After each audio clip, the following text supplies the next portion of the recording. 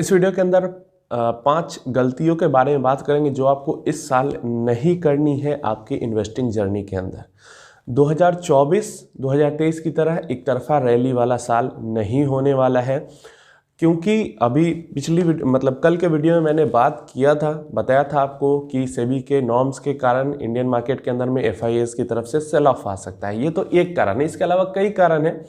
Election हो गया या आरबीआई हो गई, बहुत सारे रीजन है। कुछ तो इंस्टेंट रीजन भी आ सकते हैं कि मार्केट के अंदर में 2024 के अंदर में वॉलेटिलिटी रह सकती है। तो यहाँ पे इन मिस्टेक्स को अगर आप नहीं करोगे तो आप अपने गोल तक पहुँच सकते हो। अगर इन मिस्टेक्स को करोगे तो आप अपने पैसों का नुकसान भी कर सकते हो, इवन म्यूचुअल फंड्स के अंदर या डायरेक्टली स्टॉक्स के अंदर भी।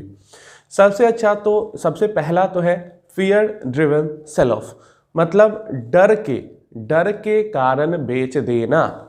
मान लो आपने म्यूचुअल फंड के अंदर इन्वेस्ट किया, वॉलेटिलिटी के कारण आपका इन्वेस्ट किया हुआ 1 लाख रुपए घट के 80,000 आपको दिख रहे हैं। अब आप डर गए कि अरे यार, अब तो 1 लाख इन्वेस्ट किया था, मैं सोच रहा था बढ़ेगा, ये तो घट के 80,000 हो गया। उसके अगले दिन या उसके 1 महीने बाद वो 70,000 ही बच गया। अब आप डर के मारे उसको बेच देते हो, तो यहाँ पे आप खुद का नुकसान कर लेते हो। 30,000 रुपए आपके नुकसान हो गए। न इसमें मार्केट की गलती थी, न किसी और की गलती थी, आपके डर ने आपका नुकसान करवा दिया। जबकि आपने पीछे पूरा लंबा टाइम का डेटा देख रखा है कि ये ऊपर नीचे मार्केट में होते रहता है, और ऊपर नीचे करके ही जो स्टॉक मार्केट है वो रिटर्न्स देती है, ऊपर जाती है। तो ऐसे में अगर डर के बेच दोगे वॉलेटिलिटी के कारण, तो आप खुद का नुकसान कर लोगे। अगर आप 2024 के अंदर में नई इन्वेस्टमेंट स्टार्ट कर रहे हैं, तो क्योंकि आपने देखा है कि पिछले 2-3 साल में, इवन 1 साल में, 5 साल में भी काफ़ी बढ़िया रिटर्न्स इक्विटी मार्केट्स ने दिए हैं। इसका मतलब कतई नहीं है कि अगले 3 साल में या अगले 1-2 साल में भी वैसा रिटर्न मिल जाएगा। कुछ स्मॉल कैप फंड ने पिछले 1 साल में एसआईपी रिटर्न 50%, 60%, 70% के दिए हैं। तो ऐसा नहीं है कि अगले 1 साल में भी वो रिटर्न मिल जाएंगे। तो अगर नया इन्वेस्टमेंट स्टार्ट कर रहे हो तो बिल्कुल भी आपको इन शॉर्ट टर्म गोल्स या फोकस में रख के इसको इन्वेस्टमेंट नहीं करना है। अगर आपके गोल्स लॉन्ग टर्म नहीं है तो आपको इक्विटी मार्केट के अंदर इन्वेस्टमेंट बिल्कुल नहीं करना है। नहीं तो जो पैसा आप इन्वेस्ट करोगे, बढ़ाना तो छोड़ो, घट के नुकसान में आपका निकलेगा। मान लो अभी आपने इन्वेस्टमेंट करी, 14 महीने बाद आपका वो गोल है जिसके लिए आप इन्वेस्ट कर रहे हो, तो इक्विटी मार्केट के अंदर बिल्कुल भी इन्वेस्टमेंट मत करना। पास्ट देखकर, 1 साल 2 साल को देखकर अगर इन्वेस्टमेंट करोगे तो आप वहां पे अपना पैसा खुद से नुकसान करोगे, इसमें किसी और की गलती नहीं होगी। तो शॉर्ट टर्म को फोकस में रख के इन्वेस्टमेंट बिल्कुल स्टार्ट नहीं करनी है अभी। खासकर बायसनेस के बारे में मैंने कई बारी अपने चैनल पे बात किया है, तो बायसनेस से बिल्कुल आपको दूर रहना है। आपका जो नॉर्मल पोर्टफोलियो के अंदर इन्वेस्टमेंट चल रहा है उसके साथ आपको पेशेंस के साथ कंटिन्यू रहना है। आपको बिल्कुल भी ये बायसनेस मन के अंदर नहीं आना चाहिए कि अरे यार, फार्मा सेक्टर में इन्वेस्ट कर देते ना, बहुत बढ़िया रिटर्न मिल जाता। अरे यार, आईटी में इन्वेस्ट कर देते, बहुत बढ़िया। बिल्कुल भी इस तरह की बायसनेस आपके अंदर नहीं चाहिए कि डेटा कुछ नहीं है, बस मेरा मन कर रहा है कि हाँ, उस सेक्टर में इन्वेस्ट कर देते या उस फंड में, उस स्कीम में इन्वेस्ट कर देते तो मुझे बहुत बढ़िया रिटर्न मिल जाता। ये एक बायसनेस दुश्मन होता है रिटेल इन्वेस्टर्स का, क्योंकि रिटेल इन्वेस्टर्स के अंदर ही बायसनेस होती है। तो ये गलती बिल्कुल भी नहीं करनी है। आपकी जो स्कीम्स चल रही हैं, वो स्कीम्स अगर आपकी एक्सपेक्टेशन से बेहतर परफॉर्म कर रही है या फिर एवरेजली इंडेक्स से बेहतर परफॉर्म कर रही है, इंडेक्स एक्सपेक्टेशन आपकी एक ही बराबर होती है, तो वहां पे आपको उन स्कीम्स के साथ टिके रहना है। किसी की बात नहीं सुननी है, नॉइज से दूर रहना है, बिल्कुल बायसनेस को अपने अंदर आने ही नहीं देना है। चाहे सेक्टरल फंड्स को लेकर हो, दूसरे स्मॉल कैप फंड्स को लेकर हो, किसी चीज को लेकर हो, या क्रिप्टो हो, या कुछ भी, किसी चीज को लेकर बायसनेस हो। मेरा इन्वेस्टमेंट किया हुआ है, मेरे गोल से अलाइन है, मेरी एक्सपेक्टेशन से ऊपर चल रहा है, बात खत्म। मुझे तीसरी किसी चीज को देखनी ही नहीं है। सिंपल, बायसनेस नहीं लानी है। आउटकम्स को लेकर आपको डिसीजन नहीं लेने हैं, खासकर बैड डिसीजन। जो आपकी एसआईपी चल रही है या फिर जो लमसम इन्वेस्टमेंट आपको करना है, जो भी जिस तरीके का इन्वेस्टमेंट लॉन्ग टर्म के लिए करना है, वो जिस तरीके से जा रहा है उसको उसी तरीके से जाने देना है।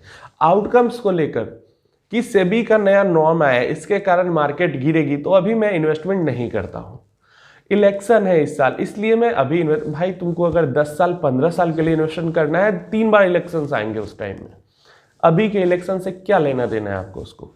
मार्केट के अंदर वॉलेटिलिटी रहेगी, इन सब चीज़ों से लेकिन आपको इस कारण से डर के ऐसा नहीं करना है कि एसआईपी रोक दूं या इन्वेस्टमेंट नहीं करूं या एसआईपी करूं ही नहीं, जो पैसा इन्वेस्ट किया है वो भी निकाल लूं।